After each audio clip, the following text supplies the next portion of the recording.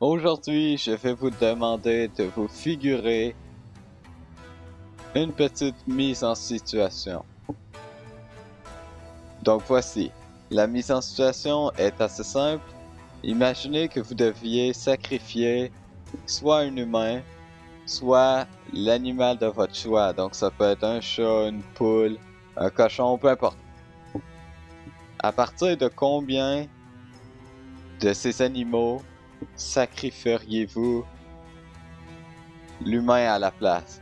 C'est-à-dire que supposons que j'arrive, je sacrifie un cochon pour un humain, 2 cochons pour sauver un humain ou quoi que ce soit, 3 cochons pour sauver un humain.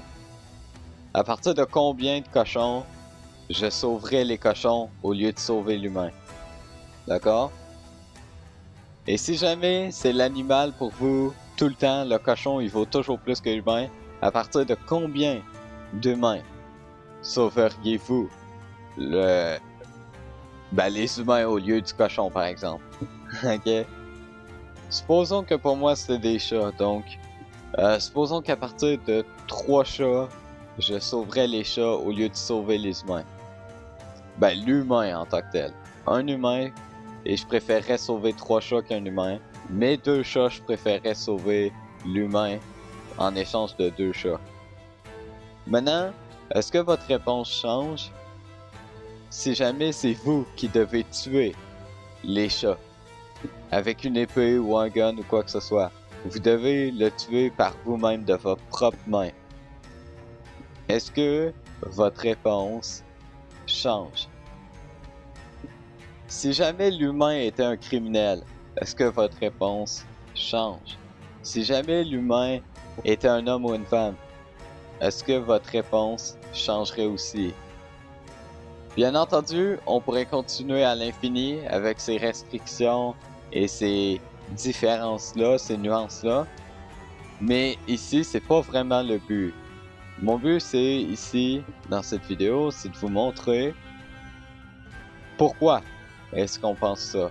Pourquoi est-ce que quand on change une petite variable ou quand on change la situation, pourquoi est-ce qu'on change autant d'avis et de possibilités? Si jamais vous êtes ceux qui ont changé absolument aucune chose, demandez-vous pourquoi. Pourquoi vous n'avez jamais changé votre réponse? Et dites-moi là en commentaire parce que je veux le savoir.